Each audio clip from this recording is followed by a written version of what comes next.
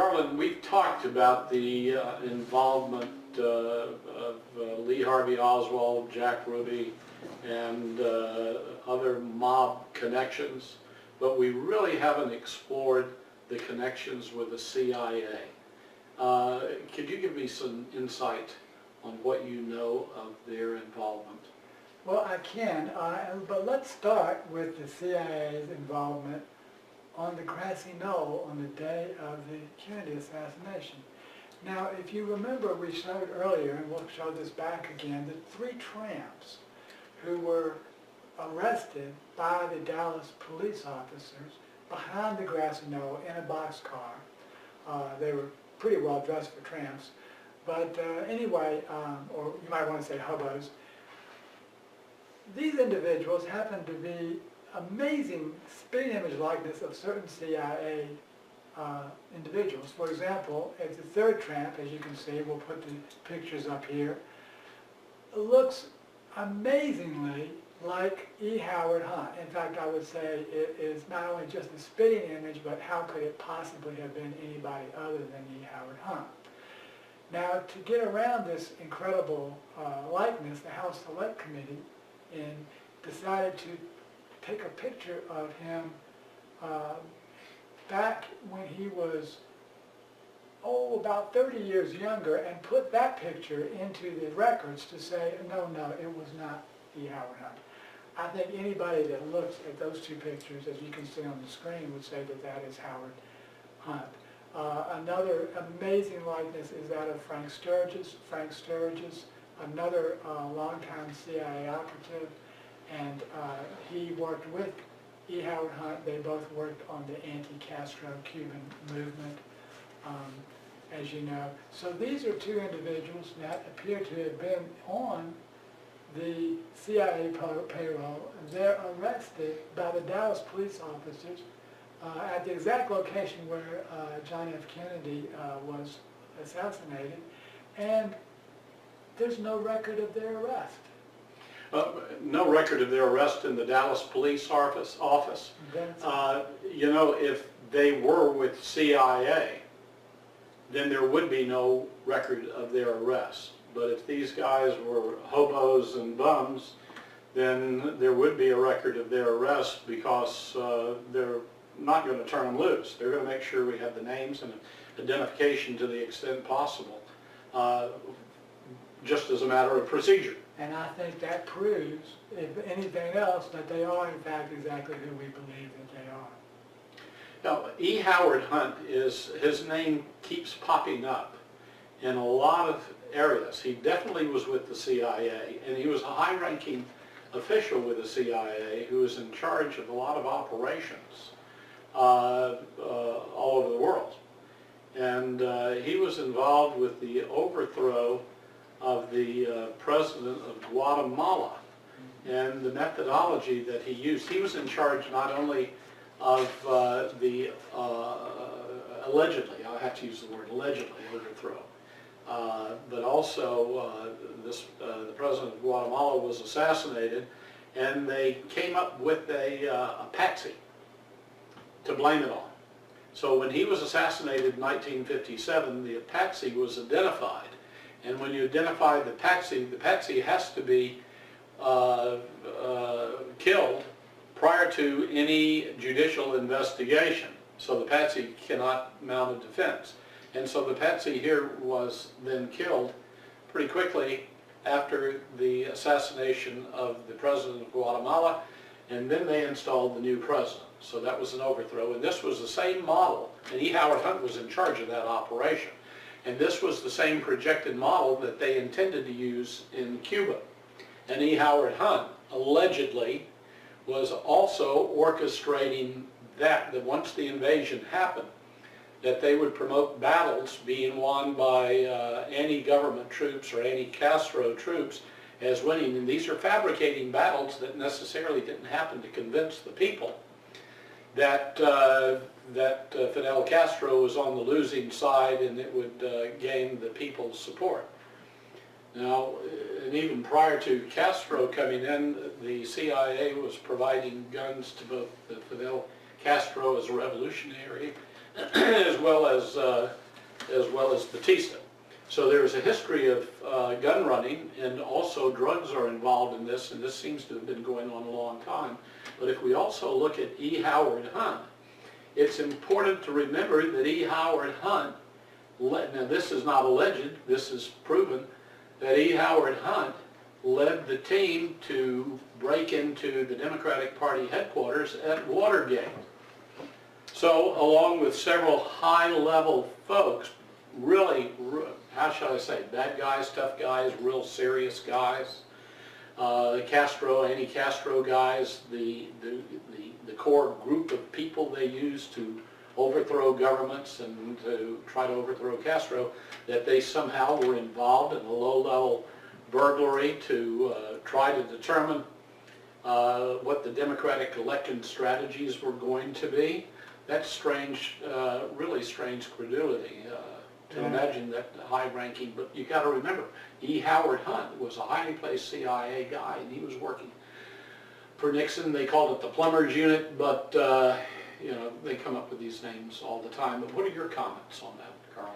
Well, I find it fascinating that the same model appears to have been used in the United States of America on November 22nd, 1963, with Hunt there. That is the same model where you come up with a patsy. You assassinate the head of the state and then identify the patsy and then kill him off before he can talk and have a judicial trial with no notes, and then they closed down the investigation. Dallas, the police department, did not conduct any further investigations. The FBI did not conduct further investigations, and nothing else was done until the whitewashing of all of this by the Warren Commission, which has been totally discredited by the House Select Committee. And hundreds of authors around the country. But you know, Michael, that's just one CIA operation. There are a lot of others that we could talk about and just touch on. And we talked about Santos Trafficante, Johnny Laselli. They were also involved in the Operation Mongoose, an attempt to kill Castro, which I think you've already alluded to. There at the same time. I also mentioned that the Trafficante was identified as the recipient in the Golden Triangle. The Golden Triangle being? Of Southeast Asia, the drug trafficking going from there, from Burma, back to the United States of America. The two individuals that were implicated there by Colonel Bo Greitz, who went over to looking for POW MIAs, were Ted Shackley, director for the CIA, and also Richard Armitage, at that time was Secretary of Defense, went on to be Secretary of State. So Kunsa and those people were attempting to rid themselves of the drug trade and convert their crops, thought they were doing us a favor by acknowledging who these individuals were, but these individuals were protected by the highest levels of the American government. Specifically, that was back at the time when Ross Perot confronted George H.W. Bush about this very thing, as well as Armitage, and George H.W. told him to go see the proper authorities, but when in reality he was the proper authority because he was the head of all covert operations at that time, after the Reagan assassination, and that was Executive Order 12333 that gave him that responsibility. We also mentioned earlier George de Mohrenschildt. When he was found dead, George was employed by the CIA. And believed to be Oswald's handler, helped him reestablish. When he was dead, they found George H.W. Bush's number in his personal handbook as well. And he was killed shortly before his appearance before the House Select Committee where he was going to testify. So his death was very convenient for some folks. That's correct. And we mentioned also earlier Barry Seal, the other CIA pilot, who was very active in all of this. He too turned up dead in 1986, and his attorney also found the number for George H.W. Bush's office in his trunk after he was murdered. So 3 major connections, all going back to the same individual who... I think it bears notation that Gerald Ford appointed George H. Bush to be director of the CIA, and LBJ had appointed Gerald Ford to be on the Warren Commission. You know, the intersections continue to happen. Yes, that's exactly right. And of course, George H.W. Bush denied for years that he was, in fact, in the CIA, even though we now know that he had Operation Zapata. That's part of his being appointed to director. Correct. That's correct, prior to his being appointed to director. But even at that time, he was using Operation Zapata down there, and in fact, he actually was involved in the freighters that set up the Bay of Pigs operation. He was, at that time, several had come back and told the CIA operatives had talked about drugs being run even at that time through Operation Zapata. But in regards to the Bay of Pigs, that was one of the things that turned the CIA against Kennedy. The CIA wanted to invade Cuba, and they had about 1,500 anti-Castro Cubans. People know the story very well, at least most of it, but they wanted to invade Cuba, but the operation was thwarted by Fidel Castro. What happened there? But if I may for a moment go back, Yeah. this operation to invade Cuba was set up, established under President Eisenhower, but Richard Nixon was the one who was doing the planning and the operational coordination prior to the invasion. And the head of the CIA, Dulles, briefed Kennedy in, I believe it was in August of 1963, what was being planned in, for the invasion of Cuba. Nixon was going to use this in the debates as coming on very strong about invading Cuba. And Kennedy, much to Nixon's surprise and chagrin, used it as a campaign platform to invade Cuba before Nixon could speak of it.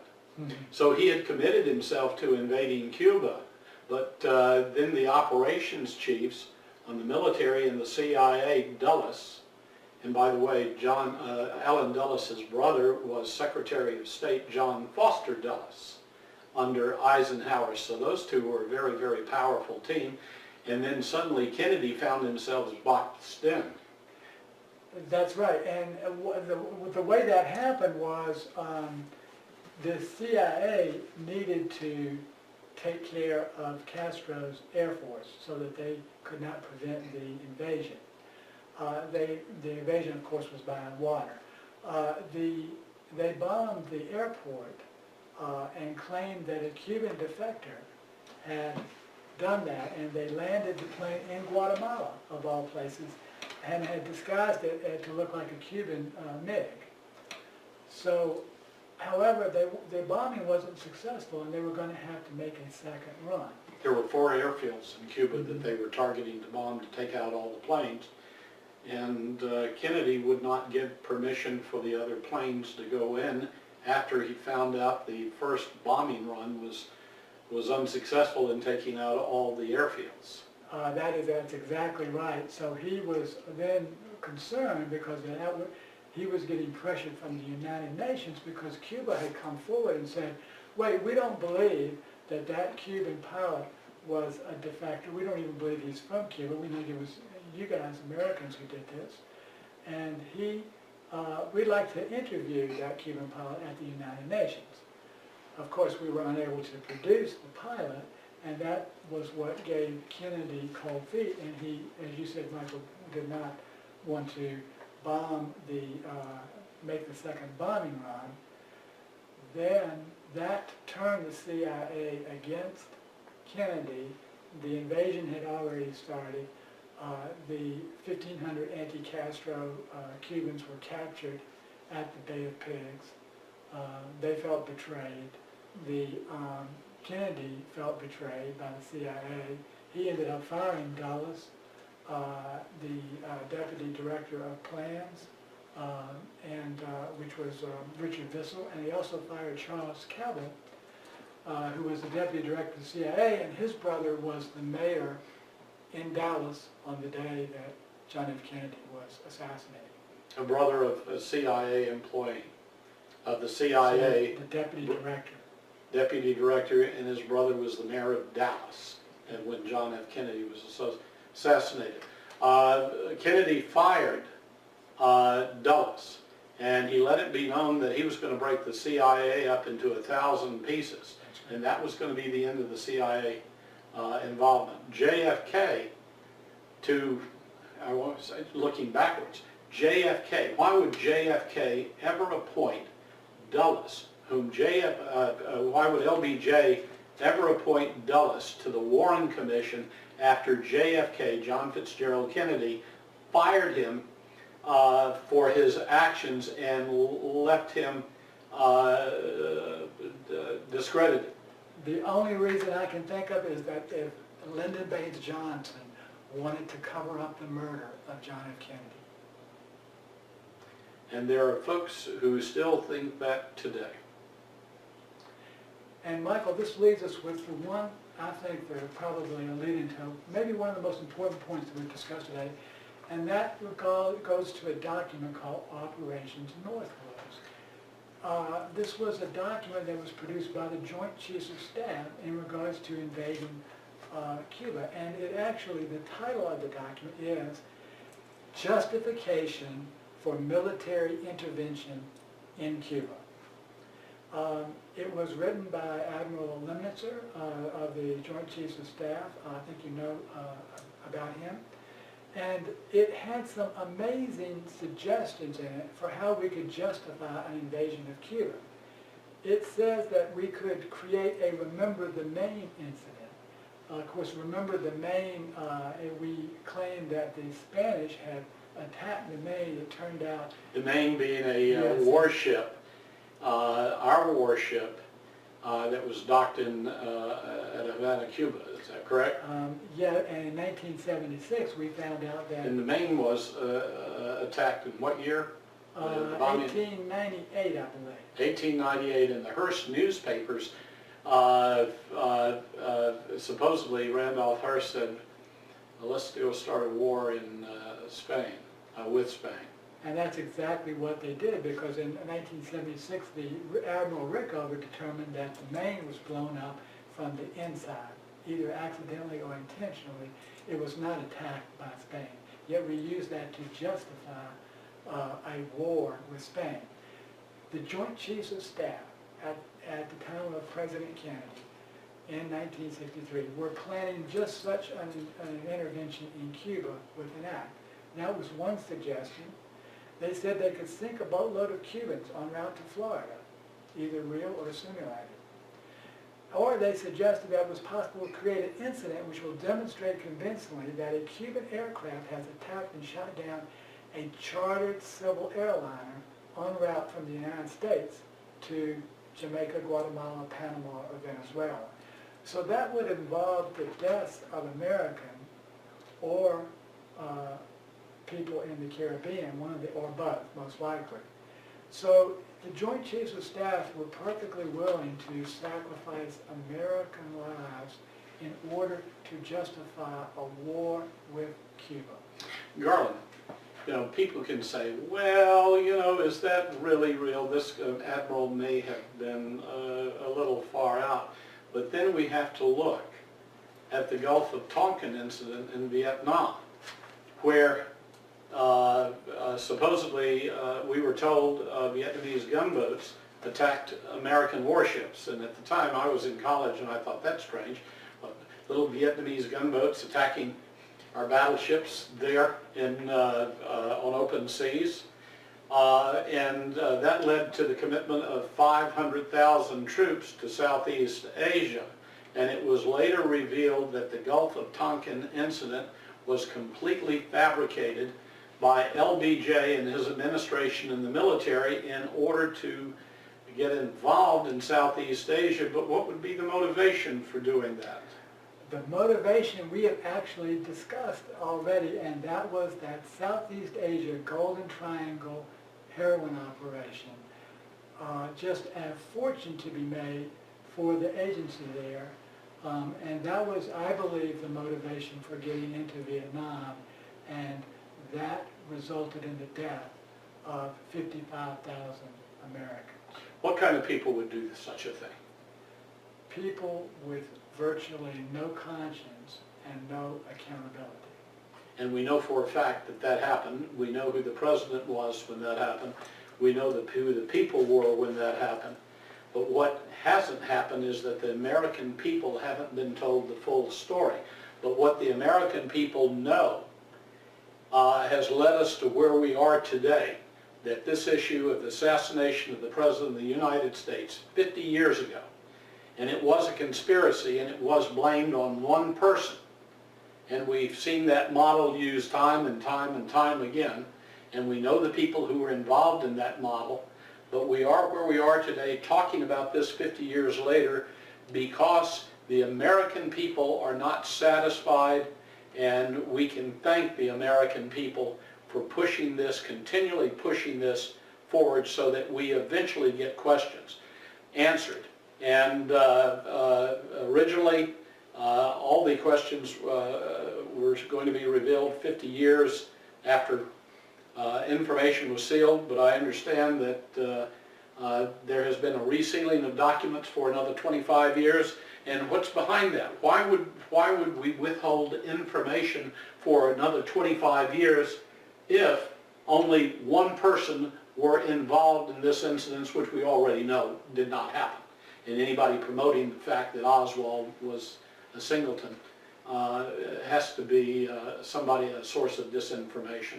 Garland, I know you have a closing statement to make. Well, I think that as you've said here, the only reason to continue this cover-up is, in fact, that it is, in fact, was an atrocious government conspiracy, and it was used to justify more war, invasion. And imagine today, I'm sure you've got some thoughts on this, Michael, it continues. You pick out whatever country you want to pick, Iraq, they're trying to go to Iran, Syria, it was Yugoslavia. We continue to justify wars for the commercial interests of the war, not for the security of Americans. And that is atrocious. Garland, there are a lot of Americans who would agree with you, and it's time for the voices of Americans to be heard as they have been, or we wouldn't be discussing this today. But there is a lot of information on TV on the anniversary of John F. Kennedy's death on November the 22nd, 1963. So I just encourage all the American folks to continue demanding the answers and the release of classified information that should be made available to the American public. Thank you all. Where do you come down on the conspiracy theories? To this day, I have serious doubts that Lee Harvey Oswald acted alone.